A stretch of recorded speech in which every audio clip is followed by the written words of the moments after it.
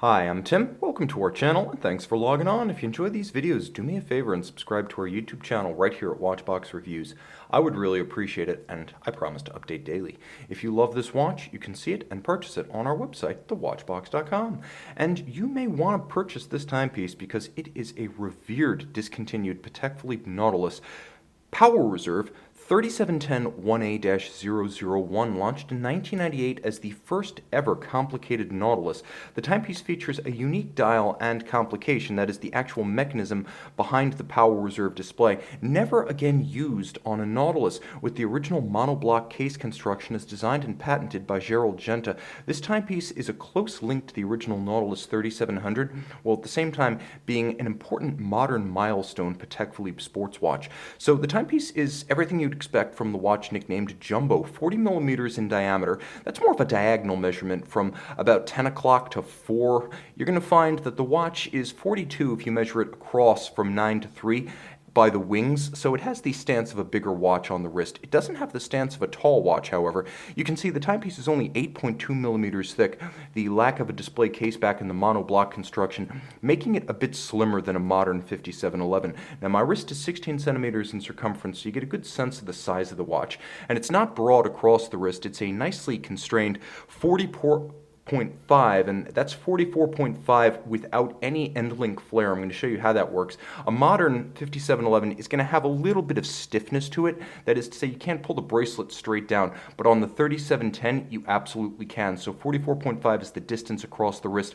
I can recommend this Jumbo, nevertheless, for wrists as small as 13.5 centimeters circumference. And we may as well talk about the bracelet because it's a bit more deluxe than what you'll get on a contemporary Nautilus. You get the same fine finish, of course, including that perfectly aligned hand-laid bevel down the edges of the links.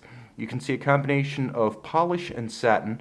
There is a seamless quality here. The tolerances are so tight that I can see the curve, but I can't feel the step down from link to link. Now here's where things pick up the pace, and this watch really leaves the current 5711 in the dust. All of the removable links are fixed with a screw, not a pin sleeve. There's a clamshell, and there's a double deployment clasp, and this much looks exactly like a modern Nautilus. Still comfortable, low in profile, and thanks to the locking clamshell, quite secure. The timepiece does feature everything you expect of a Nautilus case design, including the layered modular appearance as envisioned by Gerald Genta. It was a somewhat softer, updated variant of the concept he first explored with the Audemars Piguet Royal Oak in 1972, but you can see this is quite distinct from that. For one thing, the bezel is far more elaborate as the wings lock the bezel down to the case and everything loads through the front, part of the monoblock concept that allows this watch to achieve 120 meters to the Royal Oak Jumbo's 50 is the broad overlap of the bezel with the case and the fact that everything goes through the front, everything comes out the front, the movement and the dial when the watch is being serviced. So there's no moving part or second gasket on the case back. Inside, you have a Patek Philippe caliber 330. It's a manufactured Patek Philippe automatic. It's a 21.6 beat rate with a power reserve and a quick set date. It does not feature hacking seconds, but you can actually pull the crown out, and if you're handy, you can apply a little bit of back pressure and effectively hack the movement by stopping the seconds hand. Call it a hacking hack. Now the dial is a gorgeous piece that is quite distinctive. The combination of the Patek Philippe script at 6 o'clock, the matte finish, the white gold applique Roman numerals, the white gold swoosh, Nike, whatever you want to call it, it's distinctive of the Power Reserve at 12 o'clock, and then there are baton-style hands with a graceful lancet-style counterweight at seconds hand. Now when I wind the watch, you can see why the Power Reserve is a unique piece. Both the hand and the graduated scale actually move independently. One moves when you wind, and one moves when it discharges. So it's a surprisingly animated system. And again, this particular Power Reserve complication was never used again on a Patek Philippe watch, so this is quite a special piece. Inside the watch, Geneva Hallmark caliber 330, nothing to see on the case back other than that this one has been through Patek Philippe customer service recently.